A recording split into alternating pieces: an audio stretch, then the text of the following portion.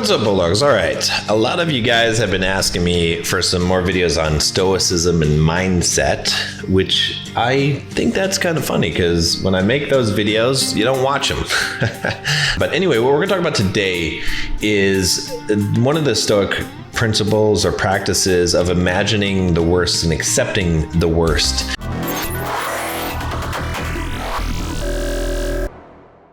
So I've got an email here that I'm going to read, and it is basically just an ego boosting email. I'm just going to front for you guys real quick because I haven't done that in a while. So this email, he says here, this video is one I always go back to, John. This is talking about the video I have in the Bulldog Mindset membership. If you haven't joined already, click the link down below, $7 for the first month.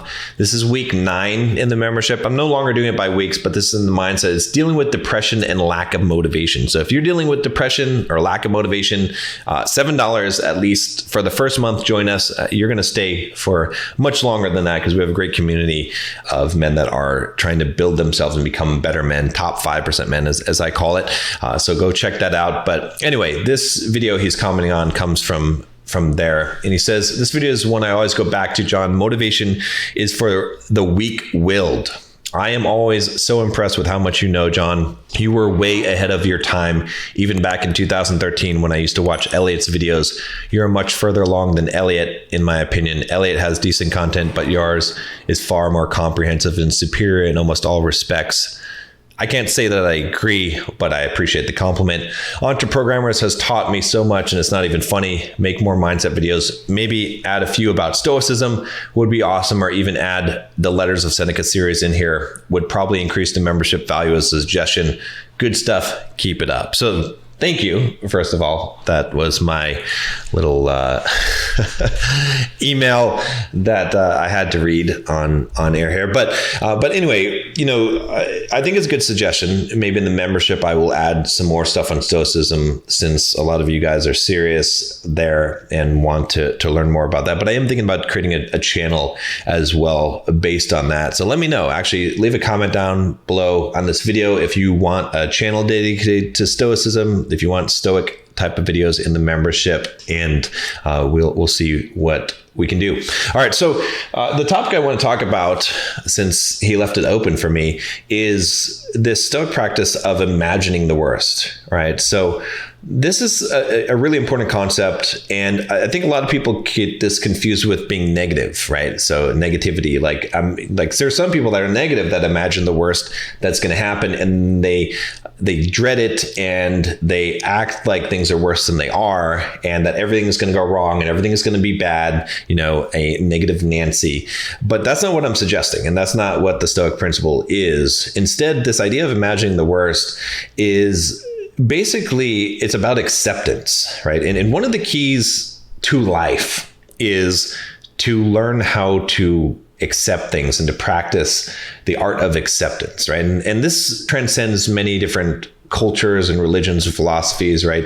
The Buddhists would call this the idea of acceptance, right? The Stoics would say of being unaffected by outcome.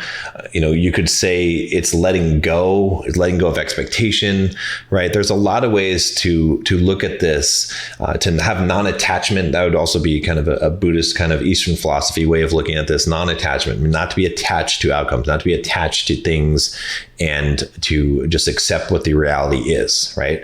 And that's really what the root of this is, right? So the reason why you practice this, why you imagine the worst possible outcome, is because you start from there, and then you basically imagine in your mind that whatever the worst possible outcome is, that is what has happened, that is what is going to happen. And then you take a deep breath and you accept that. You say, okay, the worst thing is going to happen. All right, I accept that. You acknowledge that. And then you don't dwell on it, right? Instead, you move on from there, just accepting that is the possible outcome, and you've accepted that. Imagine the worst thing, and you've accepted it. You said, and you kind of form the strategy. You say, okay, well, if this worst thing happens, what will I do, right? Will I die? I mean, I guess that's a possibility. For most of the things that you would imagine in life, the worst possible outcome is not that you die. But I mean, you could imagine the outcome. You could even say, well, this thing, I might die. All right. And then you could go through the thought exercise of saying, well, I'm going to die anyway. And at least it's kind of better to know that you're going to die. And there's more painful ways to die. Again, I know this sounds ridiculous at this point because that's not usually going to be the outcome. But I'm just showing that as an extreme example, right? But most things in life, it's not as bad as what you think. Like a lot of why you stress and why you fear things is, they say that there's nothing worse than fear of fear, right? That fear itself, or I forget the exact quote, but you know what I'm talking about. Anyway, the whole reason why you stress, why you have this degree of fear and anxiety and stress is because you have an unknown. You don't know you're imagining all kinds of scenarios. Instead, it's better to just go straight to what is the worst possible outcome.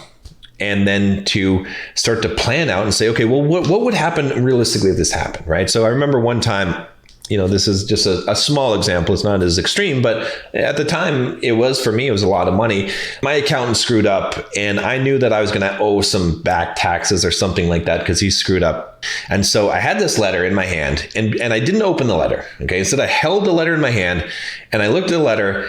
And in my mind, I imagined opening the letter and I imagined reading the letter and that it said $20,000 is what I owed.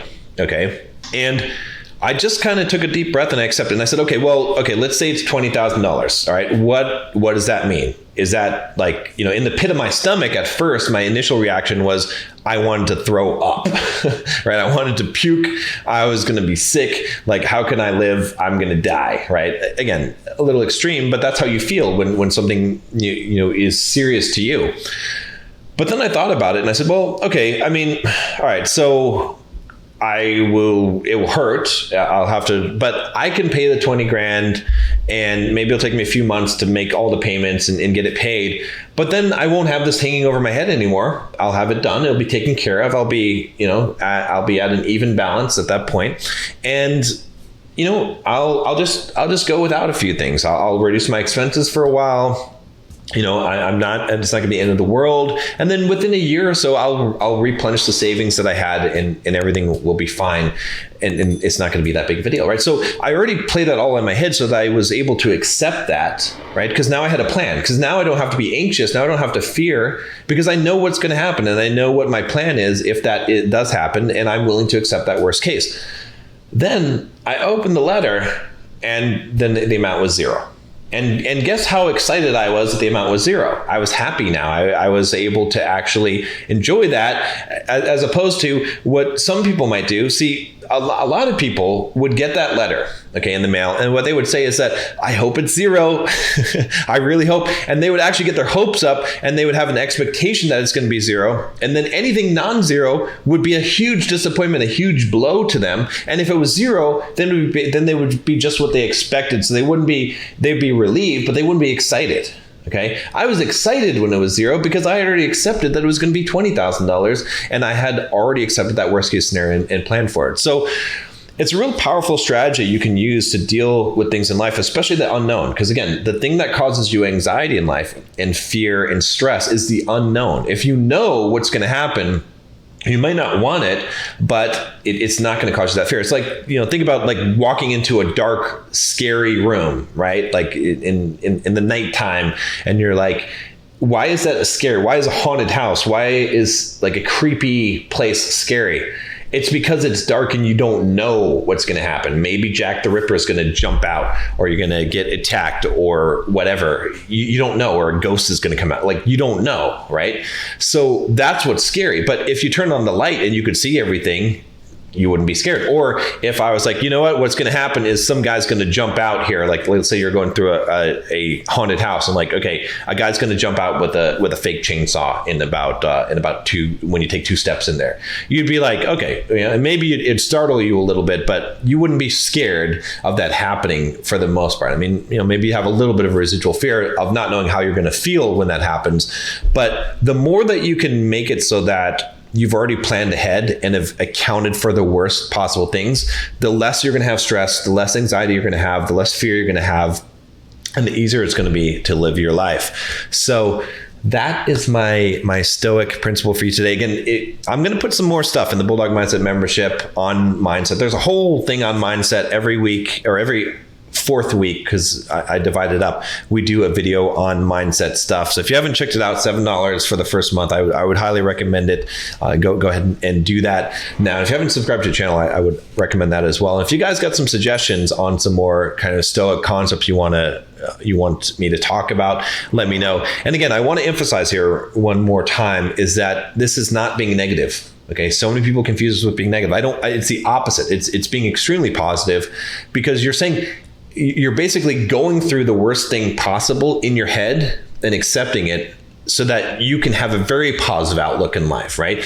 If you have things hanging over you that you're not sure about, and you're not sure what you'll do about it, and it's stressing you out, you're going to have a negative outlook, because it's going to feel like there's doom and gloom ahead of your trail in life. But if you've already accepted it and you said, well, yeah, it sucks, but I can get through it, now you can have a positive outlook in life because you don't have that hanging over you. And so it will actually make you more positive by imagining the worst.